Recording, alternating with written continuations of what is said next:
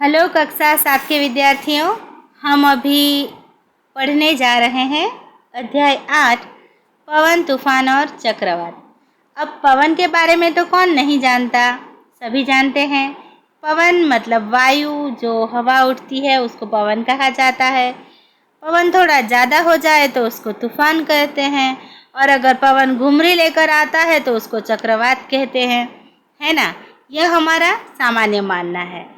लेकिन आज हम देखेंगे कई बातें ऐसी होती है जो वैज्ञानिक रूप से पढ़नी पड़ती है, जिसके बारे में हम कभी सोचते नहीं। तो आज से हम यह पाठ करेंगे, अपना दिमाग खुला रखिएगा। उड़ीसा के तट को 18 अक्टूबर 1999 को एक चक्रवात ने पार किया था। इस चक्रवात का पवन वेग 200 किलोमीटर पर आवर था। चक्रवात में 45,000 भवनों को तहस नहस कर दिया, जिससे 7 लाख लोग बेघर हो गए। उसी वर्ष 29 अक्टूबर को 260 किलोमीटर पर आवर की पवन वेग से पुनः एक अन्य चक्रवात उड़ीसा में ही आया था। उसके साथ ही 9 मीटर ऊंची समुद्री लहरें भी उठी थी, जो समुद्र तट से टकराई थी। हजारों लोगों ने अपनी जान गंवा दी, करोड़ों रुपए की संपत्ति नष्ट हो गई। चक्रवात ने कृषि, परिवहन, संचार और विद्युत संभरण को भी प्रभावित किया था। तो समझ में आया। 1999 में 18 अक्टूबर 1999 को एक बहुत बड़ा चक्रवात आया था हमारे यहाँ उड़ीसा में। इस साल भी आने वाला था, लेकिन वो हमारे देश के बाजू में से गुजर गया। हाँ, उसने उड़ीसा को जरूर प्रभावित किया था। उड़ीसा जो है वो भौगोलिक रूप से कुछ ऐसे स्थान पर है कि जहाँ पर चक्रवात आते रहते हैं, लेकिन यह चक्रवात बहुत बड़ा था। आपने अभी सुना होगा कि 45,000 भवन को पूरी तरह से नुकसान हुआ था, जिससे 7 लाख लोग बेघर हो गए थे, क्योंकि उनके घर टूट गए थे, या तो हवा में उड़ गए थे या उसमें पानी भर गया था। उनकी घर वखरी जो होती है, उनका घर का सामान, उनके जो वाहन होते हैं, वो सभी कुछ को नुकसान हुआ था। और सरकारी जो बोलते हैं ना, जो वो तो करोड़ों रुपए में हुआ था, ठीक है। और चक्रवात ने कृषि को भी, परिवहन को भी, संचार को भी और विद्युत संभरण को भी प्रभावित किया था। मतलब कि वो सभी कुछ को नुकसान हुआ था।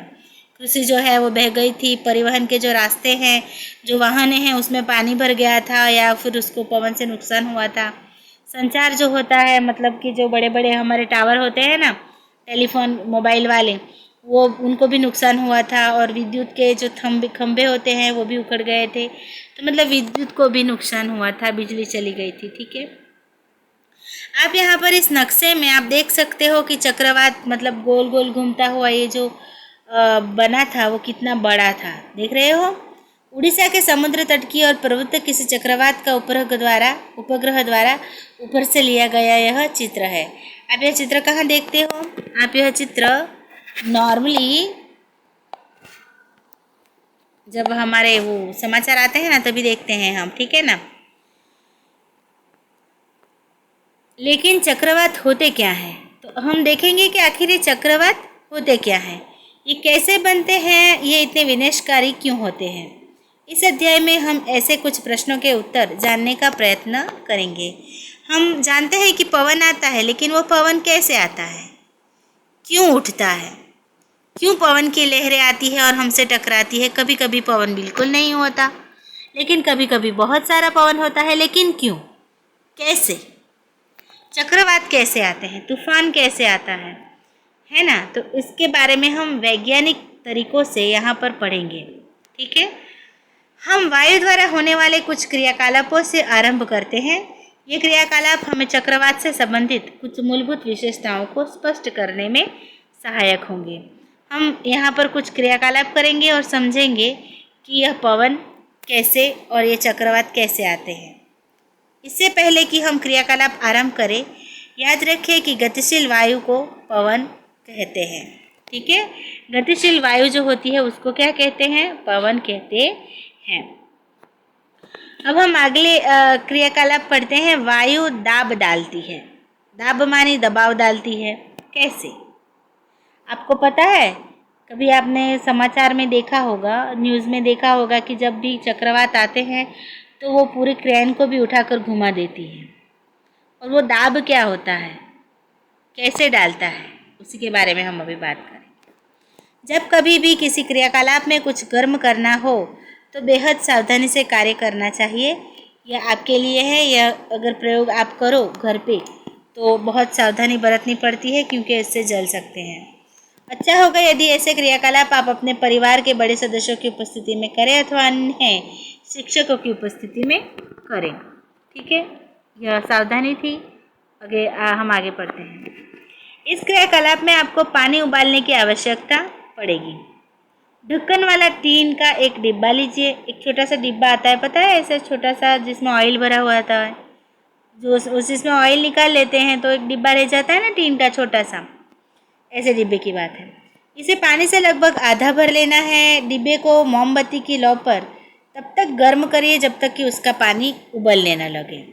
पानी को कुछ मिनट तक उबलने दीजिए। मतलब हमें एक टीन के डब्बे में पानी को उबालना है। ठीक है, मोमबत्ती को बुझा दीजिए। हम गैस पर भी कर सकते हैं। तत्काल ही डिब्बे को ढक्कन कसकर बंद कर दीजिए। मतलब डिब्बा जो पानी उबलता हुआ खौलता हुआ पानी है, उस डिब्बे को कसकर बंद कर देना है। गर्म डिब्बे को बंद करने में सावधानी बरतें। अब डिब्बे को सावधानी से धातु के गहरे पात्र अथवा वॉश बेसिन में रख दीजिए। वॉश बेसिन माने पता है ना, हमारे नल वाला पानी जो रसोई घर में होता है, जहाँ पर हम बर्तन साफ करते हैं। तो डिब्बे पर ठंडा पानी डालिए। वहाँ पर उसको क्या करना है, वो गर्म उबलते हुए पानी को हमने बंद कर दिया है, उसके ऊपर हमें नल छोड़ लेना है, मतलब पानी छोड़ देना है। क्या डिब्बे के आकार में कोई परिवर्तन आता है? तो अचानक गर्म पानी का जो डिब्बा है उस पर ठंडा पानी डालने से क्या होगा, ये होगा, डब्बा जो है वो अचानक से पिचक जाएगा। क्यों? क्या आप अनुमान लगा सकते हैं कि डब्बे का आकार विरूपित क्यों हो जाता है? यदि आपको टीन का डिब्बा न मिल पाए तो आप प्लास्टिक की बोतल लीजिए, इसे गर्म जल से भर लीजिए। बोतल को खाली करके उसे तत्काल कसकर बंद कर दीजिए। अब बोतल को नल से बहते पानी के नीचे रख दीजिए। क्या होगा, बोतल भी पिचक ही जाएगी। अब अपने कुछ अनुभवों को याद करने का प्रयास कीजिए। जब आप पतंग उड़ाते हैं तो क्या आपके पीछे से आती पवन सहायक होती है? तो हाँ, पतंग तो हमारी पवन से ही उड़ती है ना। जिस दिशा में पवन होती है उसी दिशा में हम पतंग उड़ाते हैं, ताकि पीछे से आने वाली पतंग हमारी पतंग को ऊपर ले जाए। यदि आप किसी नौका में हैं तो क्या इसे चलाना आसान होगा यदि पवन उस दिशा को विपरीत दिशा में आ रही हो? इसे आप नौका को ले जाना चाहते हैं, जिससे आपको पता है कि यह हमारी नौका है, ठीक है। और नौका के ऊपर सढ़ लगती है जिसमें हवा भरती है और हमारी नौका इस तरह आगे बढ़ती है। लेकिन इधर से हवा आ रही है और हमें उधर ही जाना हो तो वो हवा जो है वो तो हमारी नौका को इस दिशा में ले जाएगी, लेकिन हमें इधर जाना है तो हमें बहुत सारी मेहनत करनी पड़ेगी, हले से मारने पड़ेंगे, ठीक है ना। क्या आपको पवन की दिशा के प्रतिकूल साइकिल चलाने में कठिनाई का अनुभव होता है? हाँ, होता है। मुझे याद है जब मैं स्कूल जाती थी और बहुत सारा पवन आता था तो उसी दिशा में चलना भी बहुत ही मुश्किल होता था, क्योंकि मैं समुद्र किनारे रहती हूँ। मतलब मेरा घर जो है, मैं जो वलसाड़ की हूँ, तो वहाँ पर क्या है, हवाएं आती जाती बहुत आती हैं। क्यों? तो वहाँ पर तो दरिया नज़दीक है तो बहुत हवा चलती रहती है। तो हमें याद है जब भी बहुत सारी हवाएं चलती थी तो हमें उस दिशा में चलना बहुत कठिन हो जाता था। मतलब हवा की दिशा से चलना कठिन होता है। आप यह भी जानते हैं कि यदि साइकिल की ट्यूब में बहुत अधिक हवा भर दी जाए तो वह फट सकती है ना, हवा दबाव के कारण। ट्यूब के भीतर हवा क्या करती है, तो ट्यूब के भीतर हवा दबाव डालती है।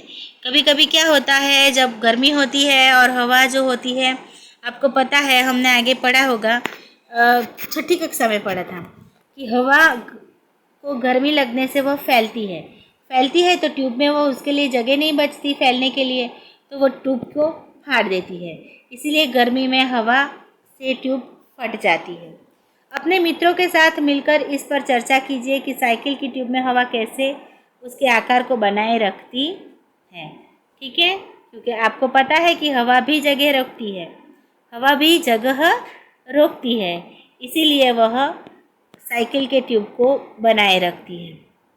ऐसे हमने बलून फुगाते हैं तो आपको पता है ना, हवा जगह भी रोकती है और उसका वजन भी होता है।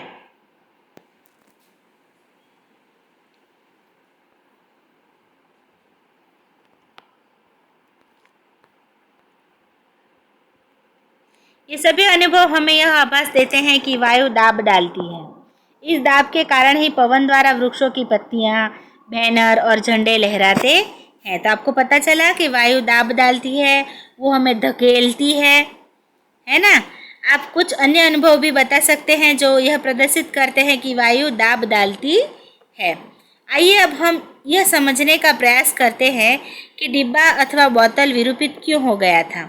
अब हम वैज्ञानिक कारण देखते हैं कि अचानक से वो विरूपित क्यों हो जाते हैं। मतलब अचानक गर्मी को ठंडा पानी डालने से वो विरूपित क्यों हो जाते हैं। तो जब डिब्बे पर पानी डाला जाता है तो डिब्बे के अंदर की कुछ भाप जल में संघनित हो जाती है। आपको पता है कि गर्मी में पानी जो है वो भाप बन जाता है, लेकिन वह भाप को ठंडक मिलने से, अचानक ठंड मिलने से क्या होता है, वो संघनित हो जाता है। संघनित मतलब क्या है, छठी में पढ़ा था हमने। संघनित मतलब वायु को गर्म करने से वो भाप में बदलती है तो उसको वाष्पित कहते हैं, और वाष्प अगर वापस से पानी जल बन जाता है तो उसको संघनित कहते हैं। याद है ना, जिससे भीतर की वायु का मात्रा कम हो जाती है। परिणाम स्वरूप डिब्बे के भीतर का वायु का दाब डिब्बे के बाहर की वायु के दाब से कम हो जाता है। दाब के इस अंतर के कारण डिब्बा पिचक जाता है। समझ में आया। यह आपको कारण पूछा जाएगा तो आपको लिखना पड़ेगा। यह क्रियाकलाप पुनः पुष्टि करता है कि वायु दाब डालती है। समझे।